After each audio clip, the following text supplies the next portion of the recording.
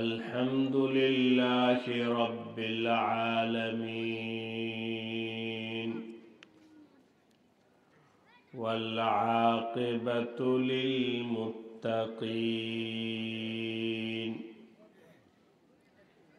والصلاة والسلام على سيد الأنبياء والمرسلين وعلى آله وأصحابه أجمعين. أما بعد فأعوذ بالله من الشيطان الرجيم. بسم الله الرحمن الرحيم.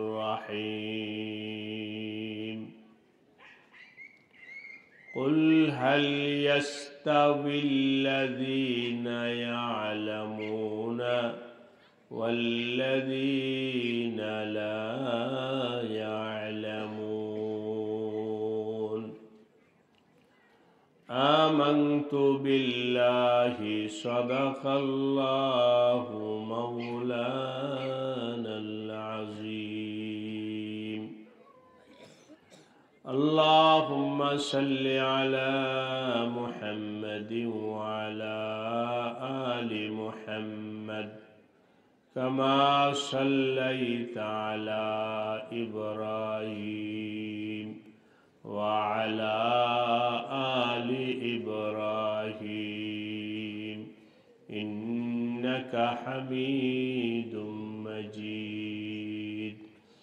اللهم بارك على محمد وعلى آل محمد كما باركت على إبراهيم وعلى آل إبراهيم إنك حميد مجيد. اللهم صل وسلم وبارك على سيدنا ومولانا محمد وعلى آله وصحبه وبارك وسلم. আমার ভাই ও দোস্ত, আল্লাহ রব্বুল আলামিনের অনেক বড় ইহসান, অনেক বড় দয়া। আল্লাহ পাক দীর্ঘ 1 বছরের পর আমাদেরকে আবার ইসলাহি জোরের শিরোনামে একত্রিত হওয়ার তৌফিক দান করেছেন। আলহামদুলিল্লাহ। গত বছর ইসলাহি জোরের পর আমরা এই ময়দান থেকে বিদায় নিয়ে নিজেদের এলাকায় গেছি। এই আমলের তরতিব থেকে বিদায় নিয়ে গেছি। আল্লাহ পাক আবার আমাদেরকে এই আমলের নূরানি পরিবেশে এখানে হাজির হওয়ার তৌফিক দিয়েছেন। এর জন্যে চলতে ফিরতে আল্লাহ শুকরিয়া আদায় করব। আর যদিও এটা একটা ময়দান, মাঠ, কিন্তু মনে করব এটা একটা খানকা। অতএব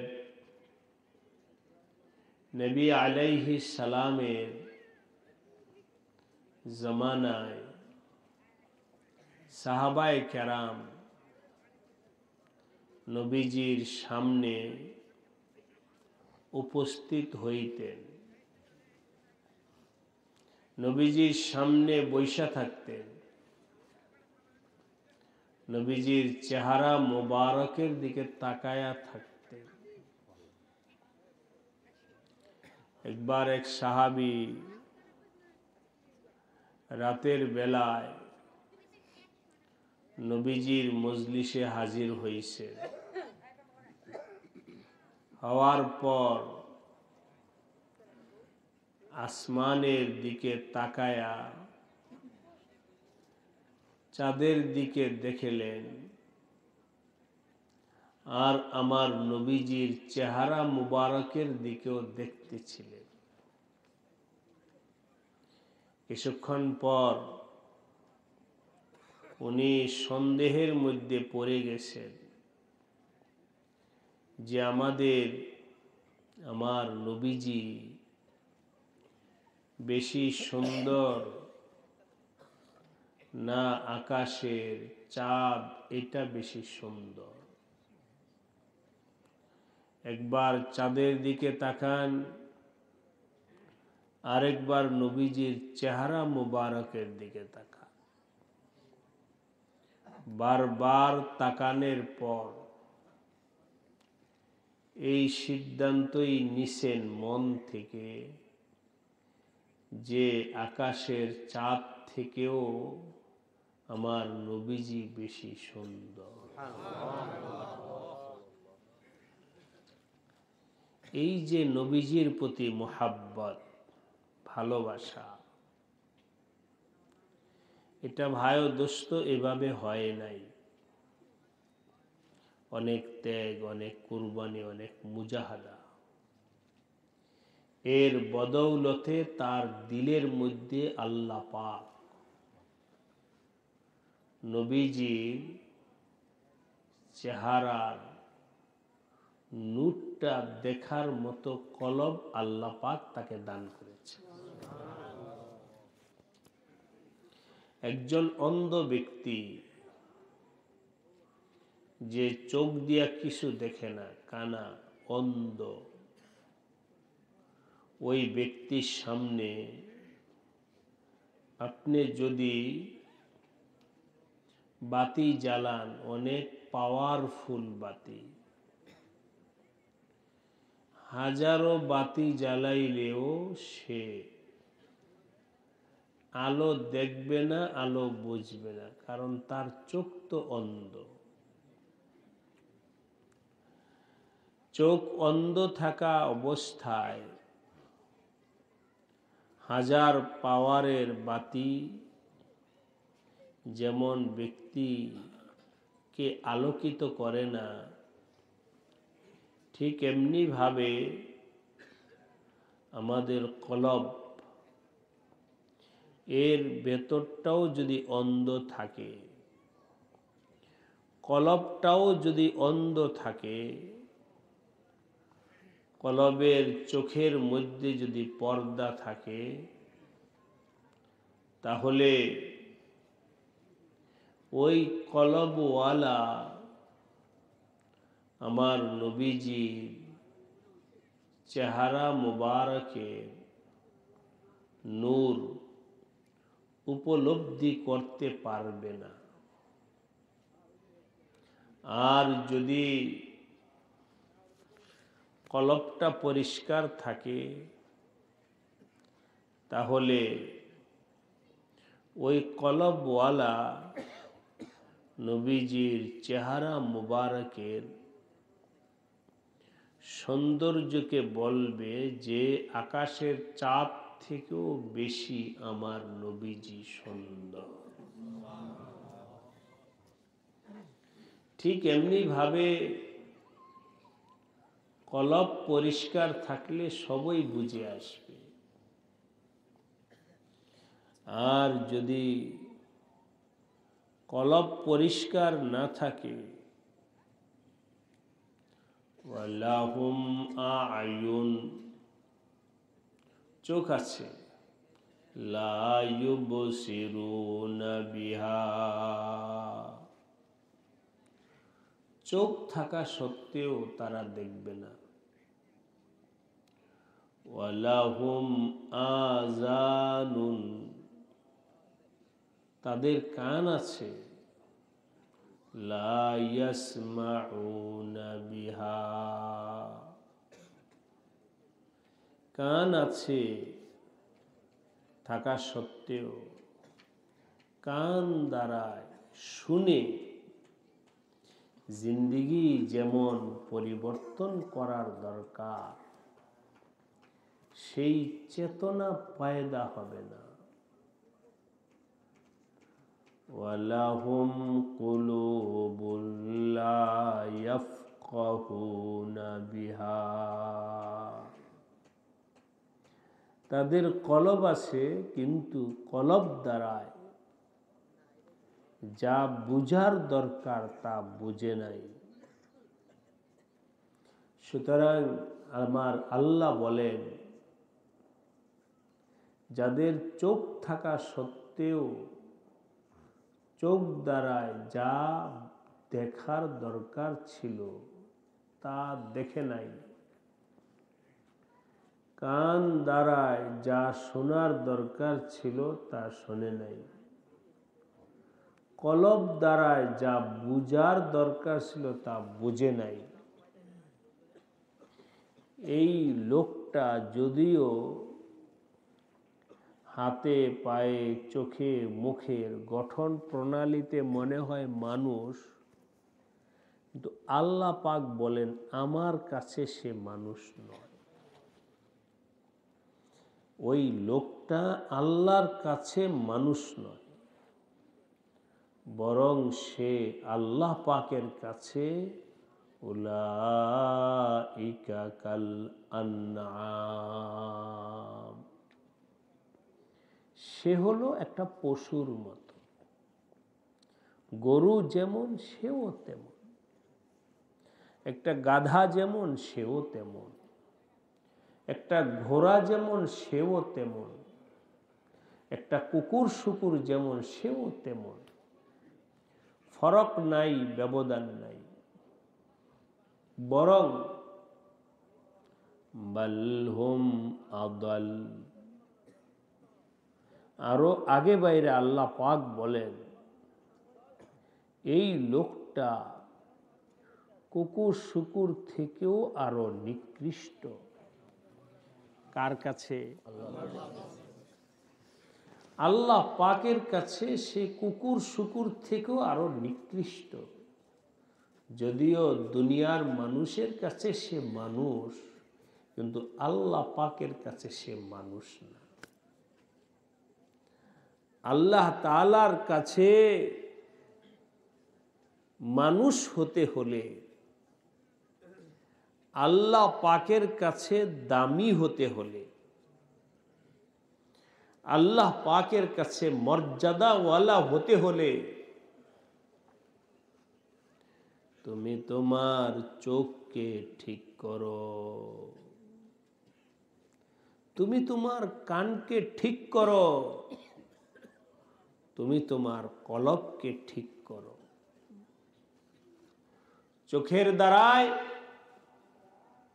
আল্লাহ তাআলার নিয়ামত, আল্লাহ তাআলার কুদরত, আল্লাহ পাকের সৃষ্টি দেখো। আকাশের দিকে তাকাও চোখ দ্বারায়, দেখে একটু ভাবো তো দেখি এই আকাশটা কে বানাইছেন?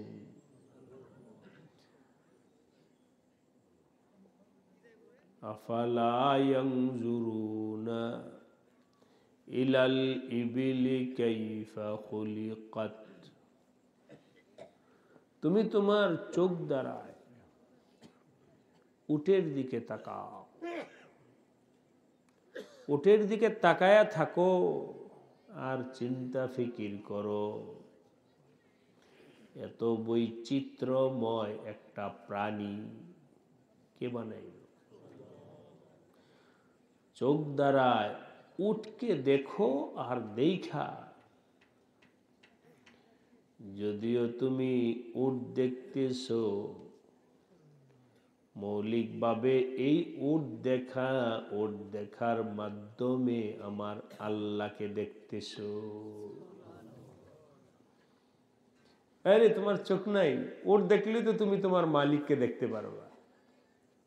আসমানের দিকে তাকাইলে মালিককে দেখার লজ্জত হবে।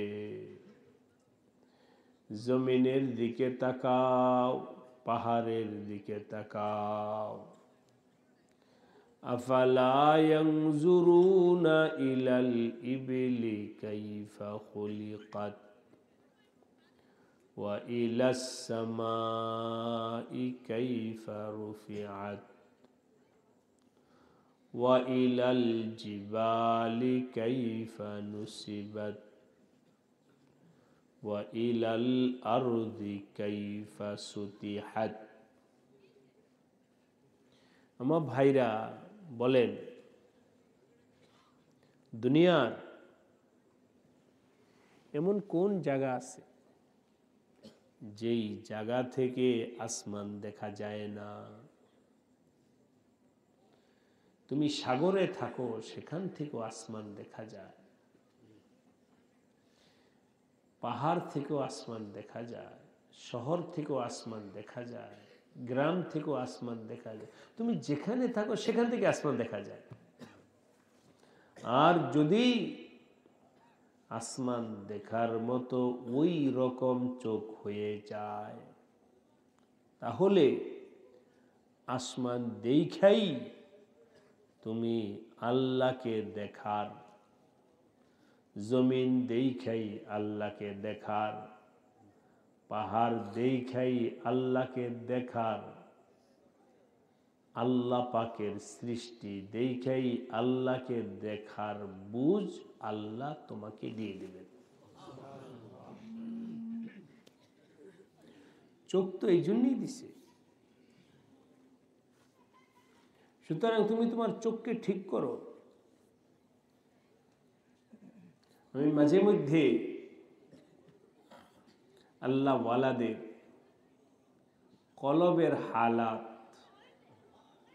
মুজাকারার জন্যে, ভাইদের শিখার জন্যে, ফিকিরের জন্যে, বুঝার জন্যে বলি। আল্লাহ ওয়ালা বলেন, সজর মে হাজার মে তেরে রঙ্গবু। চোখ ঠিক হয়ে গেছে, চোখের পর্দা সরে গেছে। যখন চোখ ঠিক হয়েছে, চোখের পর্দা ঠিক হয়ে সরে গেছে, এখন আল্লাহ ওয়ালার হালাত হলো সজর মে হাজার মে তেরে রঙ্গবু। जिधर देखता हो वदर तू ही तू है। হে আল্লাহ, গাছের দিকে তাকাইলে তোমাকে দেখি, পাথরের দিকে তাকাইলে তোমাকে দেখি। যেদার দেখতা হো, সামনের দিকে তাকাইলেও তোমাকে দেখা যায়, পেছনের দিকে তাকাইলেও তোমাকে দেখা যায়, সব দিকেই যেদার দেখতা হু বেদার তু হি তু হ্যায়। কেন? চোখ ঠিক হয়েছে। কেন? আর যার চোখ ঠিক হয় নাই, ওয়ালাহুম আয়ুনুন লা ইউবসিরুনা বিহা। এই জন্য ভাইরা, চোখ ঠিক করি, কান ঠিক করি, কান দ্বারাই যেন বুঝতে পারি, শুনতে পারি। কান ঠিক বানাও, কলব ঠিক বানাও। আল্লাহ আমাদের সবাইকে নিজের চোখ, নিজের কান, নিজের কলব ঠিক করার তৌফিক দান করেন। কি ঠিক করতে হবে? চোখ, কান, কলব। চোখ, কান, কলব। হে আল্লাহ, তুমি এমন চোখ দাও যেই চোখ দ্বারায় তোমার কুদরত দেখতে পারি, তোমাকে দেখতে পারি। এমন কান দাও যেই কানের দ্বারায় শুই না তোমাকে চিনতে পারি। এমন কলব দাও যে কলব দ্বারায় তোমাকে বুঝতে পারি। বাস, চোখ ঠিক, কান ঠিক, কলব ঠিক, আল্লাহর কাছে দামি হয়ে যাইবা। এবার তুমি আল্লাহ পাকের কাছে মানুষ। আর যদি চোখ ঠিক না হয়, কান ঠিক না হয়, কলব ঠিক না হয়, তাহলে আল্লাহ পাকের কাছে মানুষ নয়, কাল আনআম। তুমি আর পশুর মধ্যে ফারাক কি? তুমিও খাও, পশুও খায়। তুমিও পান করো, পশুও পান করে। তোমারও পারিবারিক জিন্দেগি আছে, পশুরও পারিবারিক জিন্দেগি আছে। তোমার মধ্যে আর পশুর মধ্যে ফারাক কি? পশু তার বুঝ নাই, তোমার ভিতরেও বুঝ নাই। পশু বুঝে না, কথার কথা বলছি। একটা গরু একজনের ধান খেয়ে ফেলছে, ছাইরা দেওয়ার কারণে রশি লাগায় নাই, একজনের ক্ষেতের ধান খেয়ে ফেলছে। ক্ষেতওয়ালা রাগ করছে, পশুকেও বকা দিছে, পশুর মালিককেও বকা দিছে।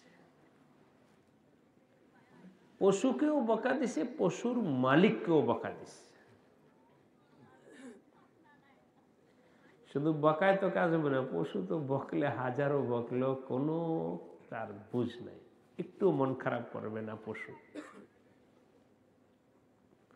ফলে লাঠি দিয়া পশুকে পিটাইছে। পিটানো অবস্থায়ও সে বুঝতেছে না যে কেন আমার পিটাইছে। বাস, পিটানের পরে আবার ছাইড়া দিয়েন তো, আবার ধান খাইতে যান। বুঝাছে পশু, গরুর বুঝ আছে? একটু আগে কেন মারলো? বুঝ।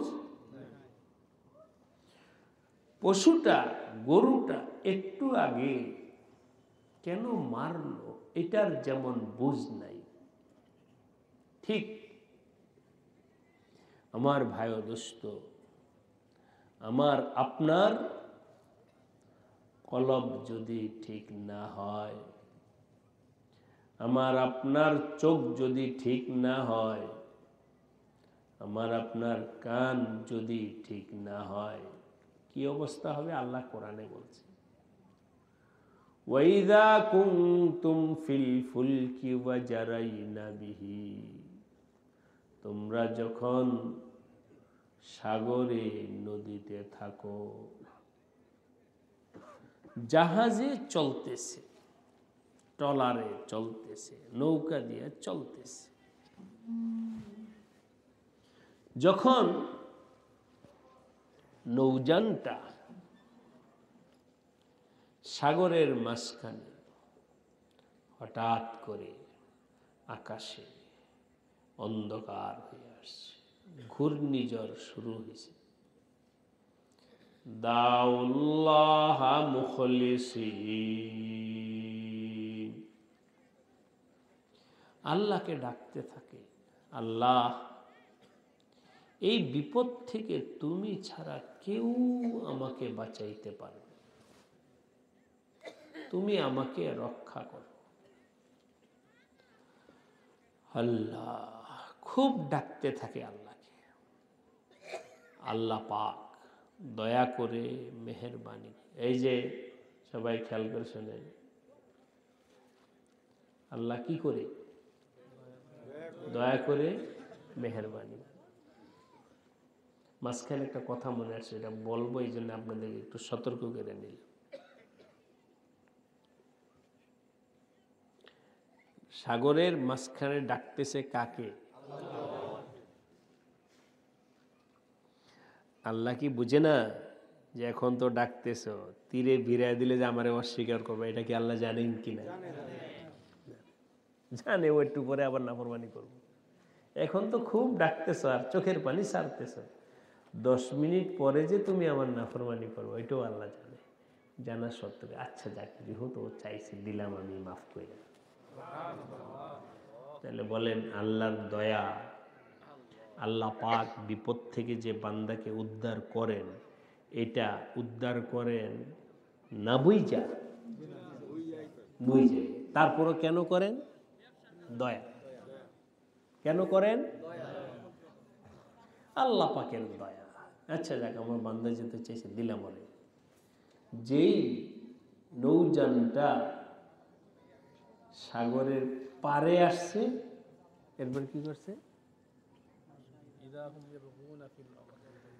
আরে এমন বিপদের মধ্যে পড়ছিলাম, মাঝিটা খুব দক্ষ,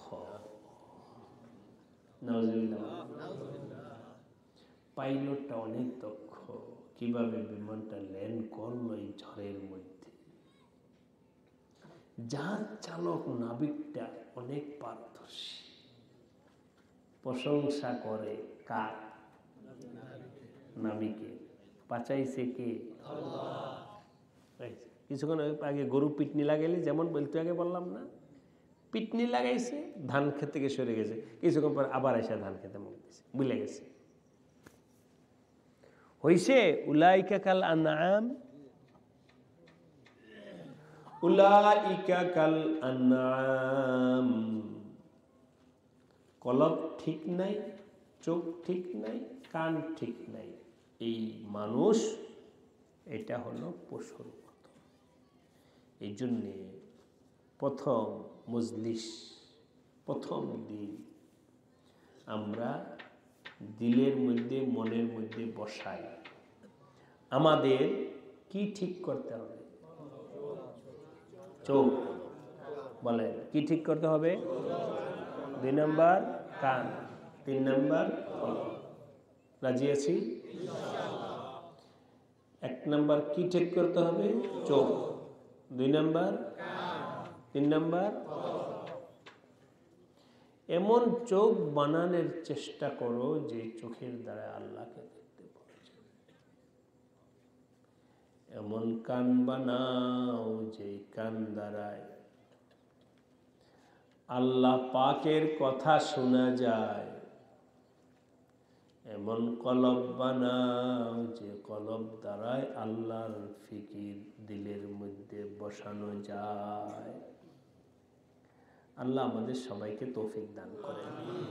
সবাই চেষ্টা করব, হাত উঠায় বলেন আল্লাহ আমাদের সবাইকে তৌফিক দান করেন। তাহলে এই কথার সারটা একটু আনি। মানুষ 2 ধরনের। মানুষ এক ধরনের মানুষ হলো দুনিয়াদারের কাছেও মানুষ, আল্লাহর কাছেও মানুষ। আরেক ধরনের মানুষ হলো দুনিয়ার মানুষের কাছে মানুষ, আল্লাহর কাছে কি নয়? মানুষ। আমরা মানুষ হতে চাই কার কাছে? আল্লাহর কাছে মানুষ হও, আল্লাহর কাছে মানুষ হও।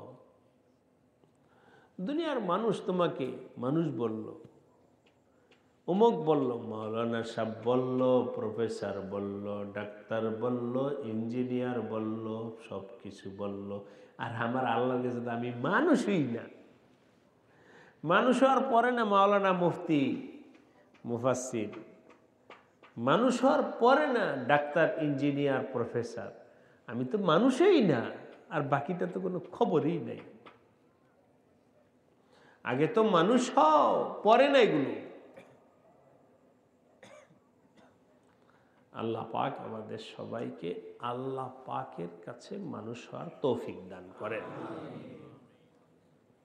ব্যাস, আজকে এখানে যে যতক্ষণ থাকবেন সবাই এই ভাবনা নিয়ে থাকবেন যে আমি আমার চোখ কান কলবকে ঠিক করব, আমি আমার চোখ কান কলবকে ঠিক করব আর আল্লাহর কাছে মানুষ হব। আল্লাহ আমাদের সবাইকে খুব দিল দিয়ে আমল করবার তৌফিক দান করে। আর এখানে যে থাকবো যতক্ষণ আল্লাহ রাখে ততক্ষণ থাকবো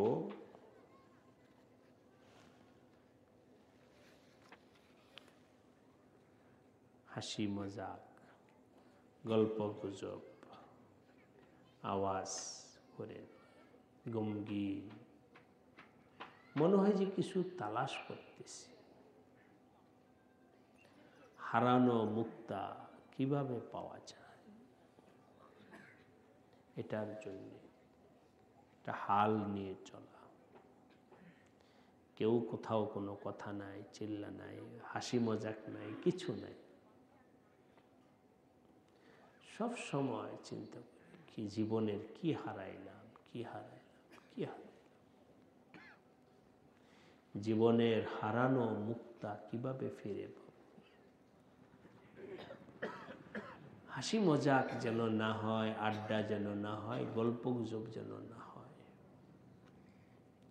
রোনা জারির হালাত যেন থাকে। একে অপরকে দেখলে সালাম বলবো, একে অপরের খেদমত করব, কেউ কাউকে কোনো বিষয়ে ধমকি দেব না, রাগ গোসা করব না, একজন আরেকজনের সাথে সিট নিয়ে, খানা নিয়ে, বসা নিয়ে, ওঠা নিয়ে কিচ্ছু কেউ কাউকে বলব। সবাই একজন বসতে, আচ্ছা ভাই বসেন বসেন, জায়গা নাই তা আমি পিছনে সরে যাই, ভাই বসেন, আপনি বসতে বসেন, আমি পিছনে যাই। একরাম, ঈসা, মাহাব্বত, এগুলো আমাদের কাজ হবে। এগুলো সাহাবীদের ছিল, এগুলো আল্লাহ ওয়ালাদের ছিল। রাগ গোসা কিছুই নেই। একবার মসজিদে নববীতে এক গ্রাম্য ব্যক্তি নতুন মুসলমান হয়েছে, আদব আখলাক কিছু জানে না, নতুন মুসলমান হয়েছে, বেচারার পেশাব ধরছে, তো মসজিদের ভিতরেই ওই এক সাইডে গিয়ে পেশাব করা শুরু করছে। সাহাবায়ে কেরাম তো ক্ষিপ্ত হয়ে, বাবারে আমার গায়ে পেশাব করাটা এত কঠিন ছিল না, আমার আল্লাহর ঘরে তুমি পেশাব। খুব দিলের মধ্যে লাগছে যে আমার আল্লাহর ঘরে পেশাব, দৌড়ে এসে বকাঝকা দেওয়ার জন্য। নবীজি বললেন জারুহু, এই কিছু বলল না, বেচারা পেশাবের ছাপ আসছে, করে দিছে, কিচ্ছু বলল না। সাহাবাদেরকে অফ করে, পেশাব করতে দাও। কোথায় করতেছে? নাই বলেন, করতেছে, করতে দাও, করতেছে, কিছু বলল না, ছেড়ে দাও। বলেন দুনিয়ায় এমন কোনো উস্তাদ পাওয়া যাবে? পেশাব করতেছে, করতে দাও। পেশাব করা যখন শেষ,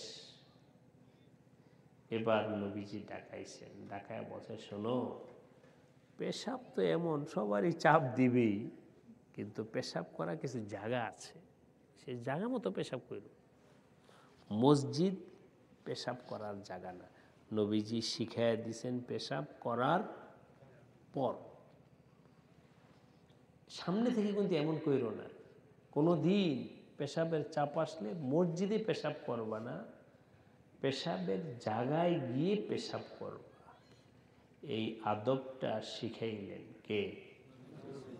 রাগ করে, গোসা করে, বকা দিয়ে নেই, প্যার মোহাব্বত এর মাধ্যমে।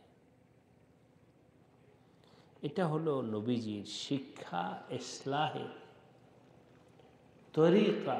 রাগ গোসা এগুলো নবীজি তরিকা না। আজীবন ওই সাহাবী বলছে, নবীর মতো শিক্ষক, নবীর মতো আদর্শবান আর কাউকে দেখিনি। এই জন্যে এই মজলিসে বিভিন্ন শ্রেণীর মানুষ আসছে, সবাই আমার আল্লাহর বান্দা, কিনা? সবাই কার বান্দা? ধনী গরিব, শিক্ষিত অশিক্ষিত, গ্রামের শহরে, সবার পরিচয় হলো সবাই কি? অতএব আমি চেষ্টা করব সবার সম্মান করতে, সবার খেদমত করতে। রাজি আছি? কিভাবে শিখাবো? কথার কথা বলছি। আমাদের এখানে নিজাম সিস্টেম হলো, আপনারা এক এলাকা থেকে একটা জামাত আসছেন, কথার কথা বলছি, লালমনিরহাটের জামাত 20 জন। তো এখান থেকে খানা আইনা দস্তরখান বিছাইছি, তাহলে এই দস্তরখানে লালমনিরহাটের 20 জনই বসে খানা খাবে, যত খানাটা এদের জন্যেই। কোনো এক ভাই জানে না এই নিয়ম, মনে করছে যে দস্তরখান সবার জন্যই, অন্য এলাকার লোক ভুলে এখানে বসে পড়ছে, কথার কথা বলছে। এই যে ভাই আপনি কে? ওঠেন না, ঠিক আছে, মেহমান এখানে পাঠাইছেন আল্লাহ। পাঠাইছেন কে? বসেন বসেন ভাই।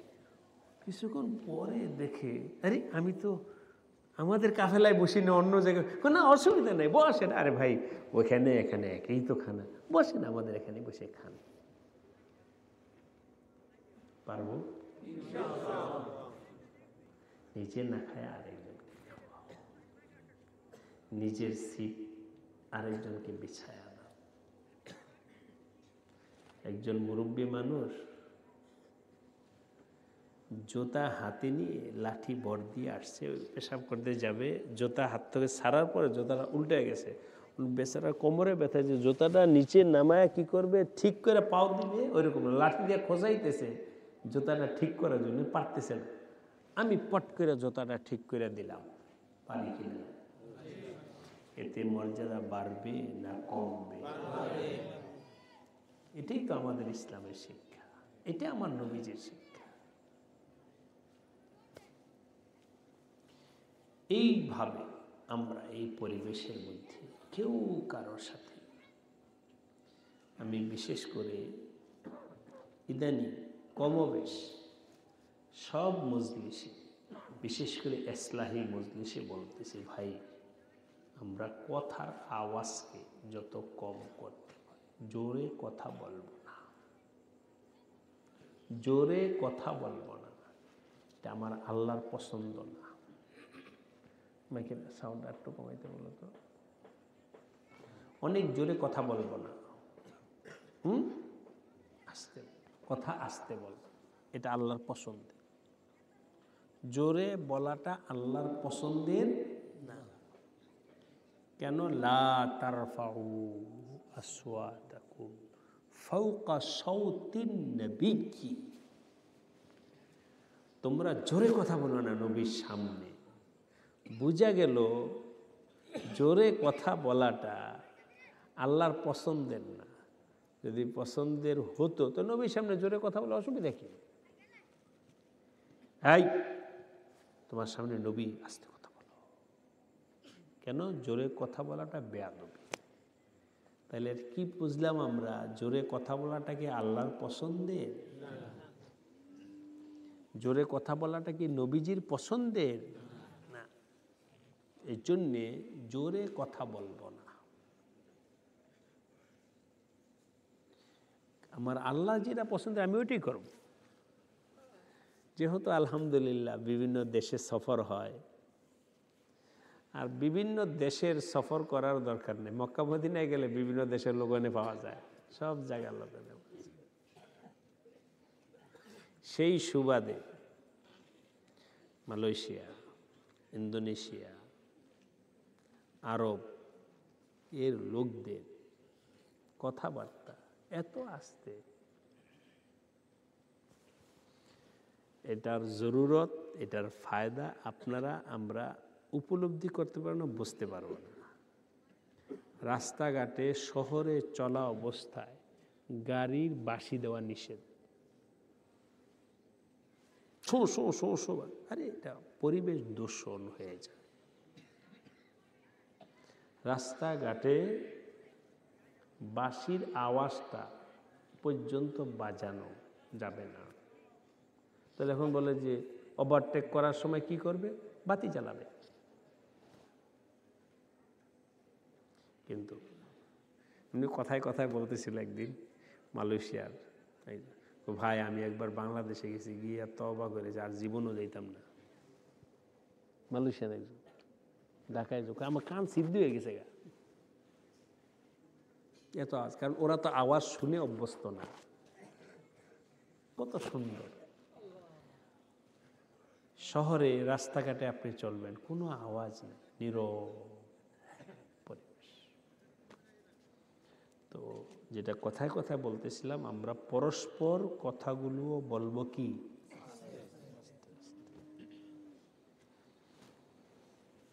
যাই হোক, ইনশাআল্লাহ এই পরিবেশটাকে আমরা এমন সুন্দর বানাবো। জোরে কথা নাই, চিল্লাফাল্লা নাই, কিছু নাই, কেউ কাউকে ধমকিও দিব না।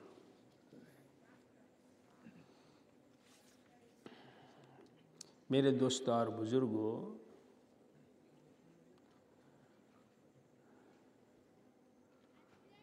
अल्लाह सुब्हानहु व तआला की मोहब्बत बंदों के ज़िम्मा किस कदर मुअय्यन है, यानी कितनी मोहब्बत अल्लाह सुब्हानहु व तआला अपने बंदों से चाहते हैं।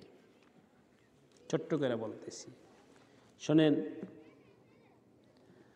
আল্লাহ চান বান্দা আল্লাহকে মহব্বত করুক। কে চান? কি চান? বান্দা আল্লাহকে মহব্বত করুক, এটা আল্লাহর চাওয়া। আল্লাহর চাওয়াটা পূরণ করার চেষ্টা করব ইনশাআল্লাহ। আল্লাহ চান যে আমার বান্দা আমাকে মহব্বত করুক। আপনাদেরকে জিজ্ঞেস করি, একটু মজাকারা করি, আল্লাহ আমাদের থেকে রিজিক চান? টাকা চান? কি চান? মহব্বত। মহব্বত, তোমরা আল্লাহকে মহব্বত করো, এটাই চাও। লা নাসআলুকুম রিজকা, তোমাদের কাছে তো আমি রিজিক চাই না যে তোমরা কামাই করে আমাকে খাওয়াইবা, বরং নাহনু নারযুকুকা, উল্টা আমি তোমাকে রিজিক দেই। তো তোমাদের কাছে তো আমি টাকা চাই না, রিজিক চাই না, কিছুই চাই না। আল্লাহ আমাদের থেকে মহব্বত চান, যে আমরা যেন আল্লাহকে মহব্বত করি। রাজি?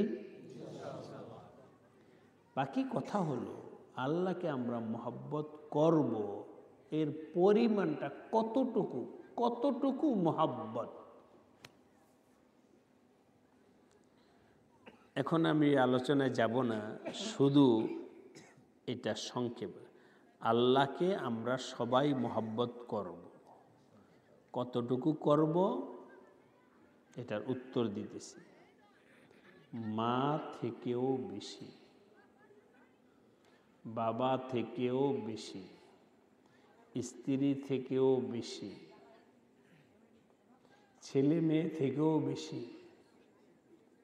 বন্ধু বান্ধব থেকেও বেশি, টাকা পয়সা থেকে বেশি, দুনিয়াতে যত কিছু আমি দেখি সব কিছু থেকে বেশি, এমনকি নিজে থেকেও বেশি মহব্বত করতে হবে কাকে?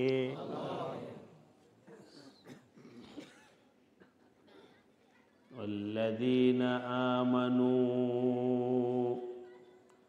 আশাদ্দু হুব্বাল লিল্লাহ। এই শোনো, তোমরা কি ঈমানদার? আমরা ঈমানদার কিনা বলেন? হাত উঠান, আল্লাহ কবুল করেন। হাত নামান। আল্লাহ বলতেছেন যারা ঈমানদার হয় তারা সব কিছু থেকে আল্লাহকে বেশি মহব্বত করে। তো আবার বলছি, যারা ঈমানদার হয় তারা কি আল্লাহকে সবচেয়ে বেশি মহব্বত করে। সব কিছু থেকে কাকে বেশি মহব্বত করে?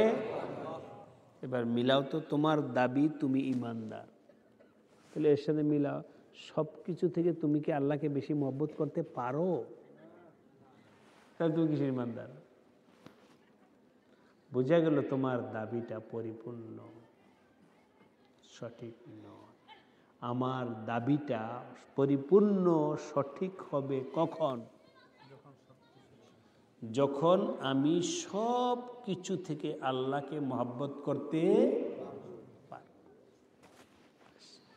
আজকে আলোচনা শেষ। এই তিনটা সবক।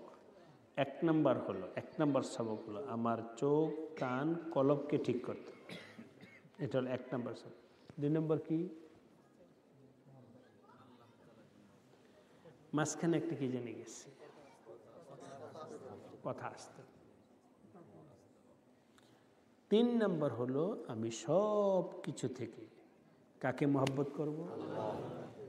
আল্লাহ আমাদের সবাইকে তৌফিক দান করেন। আমাদের হুজুর বলছেন যে নোট করো কাগজের মধ্যে এক একটা মজলিসের খোলাসা। 7 এখন একটু দোয়া হবে, কারণ আল্লাহ পাক এর কাছে আমিও দোয়া করি, আপনারাও দোয়া করবেন। এই এলাকার মানুষকে আল্লাহ কবুল করে নেন। এই এলাকার পুরুষ মহিলা দেশে বিদেশে যারা আছে সবাই এই ইসলাহি জোরকে অনেক বড় কিছু মনে করে। কেবল আমার কাছে ফোন করে, হুজুর আমার জন্য দোয়া করেন, আমার জন্য দোয়া করেন। তাদের বিশ্বাস যে এখানে দোয়া করলে দোয়া কবুল হবে। সুবহানাল্লাহ বলেন। এই জন্যে যে যেখান থেকে দোয়া চাইছে আমরা সবার জন্য এখন দোয়া করব। এই এলাকাবাসী সবার জন্য দোয়া করব।